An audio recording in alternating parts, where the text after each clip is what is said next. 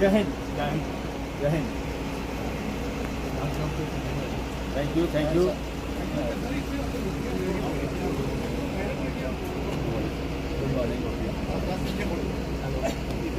एक एक अपने पुराने आदमी को जानता हूँ। जय हिंद, जय हिंद। क्या हाल है? बस सही।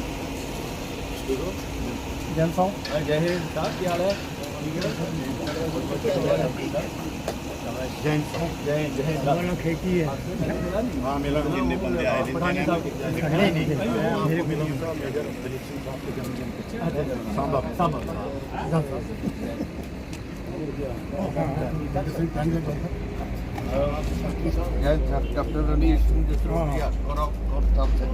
वेरी गुड, बहुत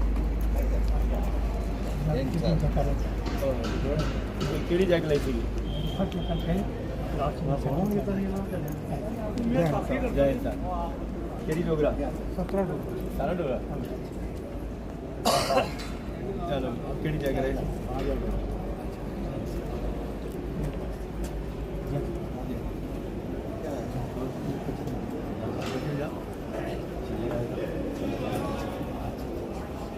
तो तिरंगा सांस्कृतिक तो पहले था।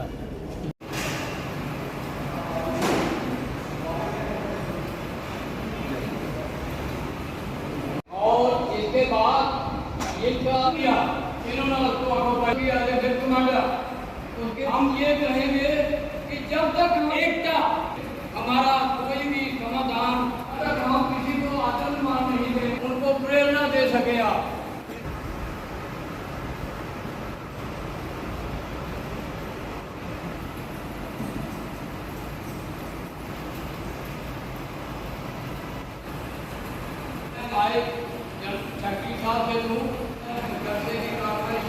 को थोड़ा डिस्टेंस बना के रखना चाहिए। तो चलो ये बातें नहीं एनजीओ का आदमी नहीं बोल सकता है तो अपने विचार रखना चाहता है। और आपको मालूम होगा कि आज हम काफी दिनों के बाद जहाँ पर इकट्ठे हुए, बीच में बहुत सी परेशानी आई। 1-2 साल से आप सबको मालूम होगा कि कोरोना ने जो हमें एक बहुत बड़ा धक्का दिया, जिसके कारण हम लोग एक जगह पर इकट्ठे नहीं हो पाए। और वो आज आपको मालूम होगा कि उसकी जो है गति कम हो गई है, लेकिन कम होने के बावजूद फिर उसमें थोड़ा सा बढ़ोतरी होना शुरू हो गई है। और सबसे पहले मैं यही बताना चाहता हूँ कि कोरोना जो है फिर अपनी जगड़ें पकड़ने शुरू कर दिया है, तो आप लोग उससे जरूर अपना बचाव रखें। आर्मी में रहते थे, वहाँ आर्मी में तो एक ऑर्डर किया, उसका एक सिस्टम था, जहाँ सिविल में ऐसा सिस्टम नहीं है। जहाँ आज कह करके बड़े बड़े ऑफिसर डिप का कॉम तक भी कह करके मुकर जाते हैं। ये मैं आपको ध्यान दिलाता हूँ। इसलिए ये बड़ा जरूरी है कि जहाँ एक टीम बना करके इस काम को करना बड़ा जरूरी है। काफी सालों से ये काम पेंडिंग पड़ा हुआ है, काफी लोगों ने पैसे जमा कराए हुए हैं, लेकिन अभी तक उसका कोई खास रिस्पॉन्स नहीं मिला।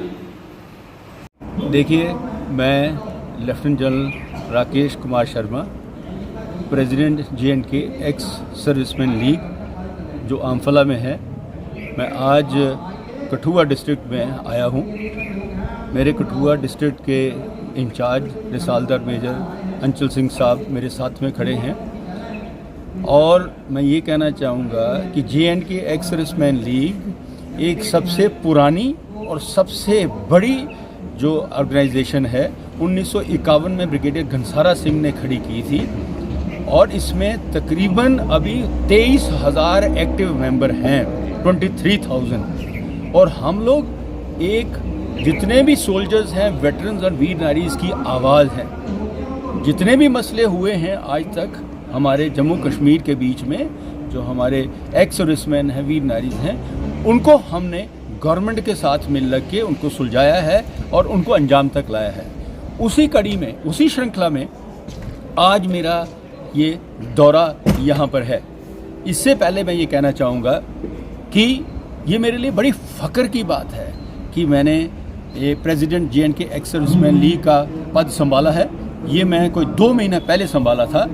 और मेरे से पहले मेजर जनरल गोवर्धन सिंह जम्वाल थे, जिन्होंने 37 साल तक उन्होंने इसकी सेवा की और हमारे जो JNK के जितने भी वेटरन और वीर नारी हैं उनके लिए बहुत कुछ उपलब्धियां कराई। मैं ये आश्वासन देना चाहता हूँ मेरे जितने भी फौजी भाई हैं, जितनी भी मेरी मातृशक्ति हैं, जितनी भी वीर नारी हैं कि जो उन्होंने कदम उठाए थे उनको हम आगे उसी तरीके से उनकी लेगेसी को चलाते रहेंगे और नए नए जो हैं इश्यूज़ आपके हम सुलझाते रहेंगे। यहाँ आज मेरे आने का मेन मुद्दा ये था कि जितने भी हमारे यहाँ के एक्स सर्विसमैन हैं और वीर नारीज़ हैं उनसे मेरे को गुफ्तगू करना, वार्तालाप करना, उनके जो प्रॉब्लम्स हैं उनको अपने साथ ले जाके गवर्नमेंट को प्रोजेक्ट करना और उनको निजात दिलाना।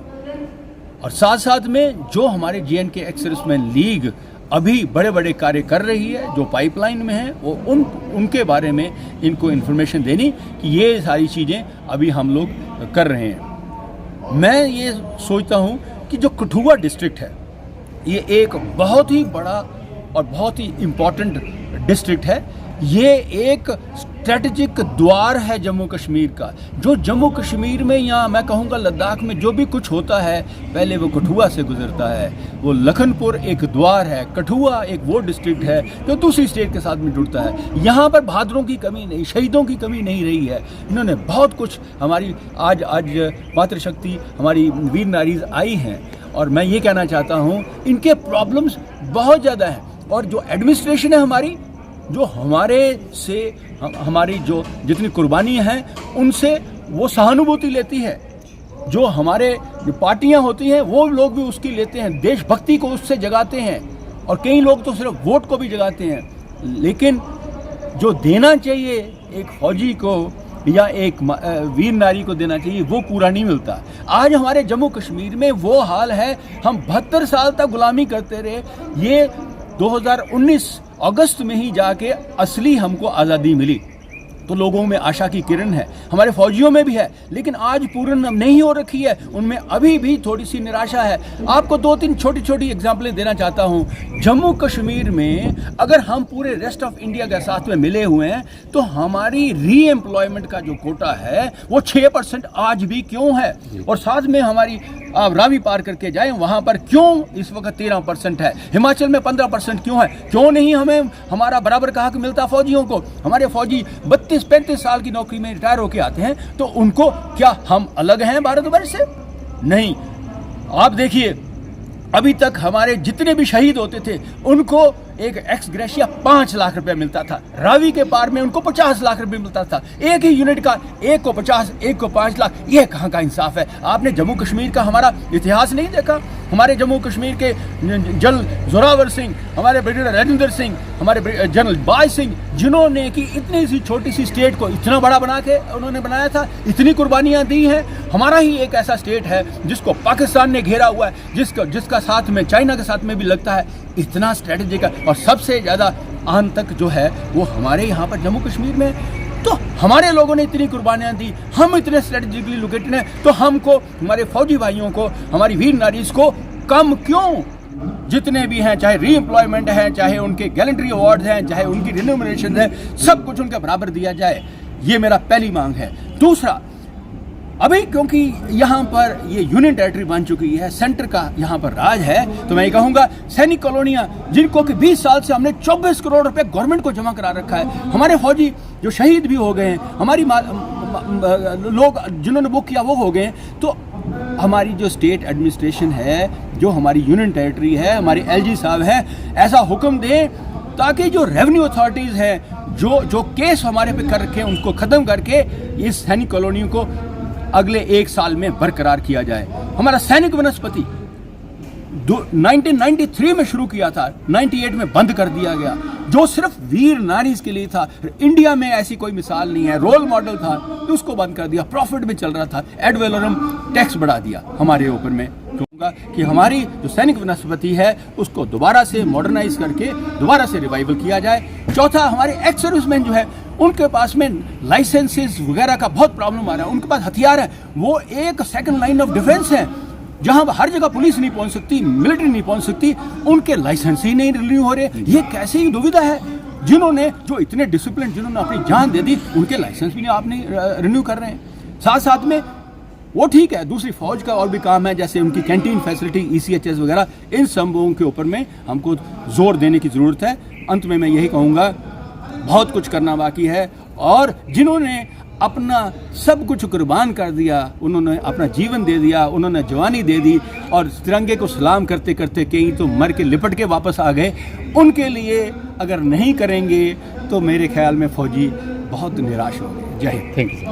कठुआ डिस्ट्रिक्ट के अंदर दो बातों का ज़रूरी बात है जो जनरल साहब ने अभी कहा, ये बिल्कुल सही बात है कि हमारे साथ आज दिन तक डिस्क्रिमिनेशन हुआ है, और हम इस बात को ये अच्छी तरह समझते हैं। कठुआ की प्रॉब्लम्स ऐसी हैं कि हमारा हिली एरिया है, हमारी प्रॉब्लम्स बाकी जम्मू के कुछ डिस्ट्रिक्ट ऐसे हैं उनसे थोड़ी यानी अलग हैं। हम चाहते हैं कि जो भी यूनिफॉर्मिटी है, एक यूनिक स्टैंडर्ड का जो तरीका है उसको लागू किया जाए, एक बात।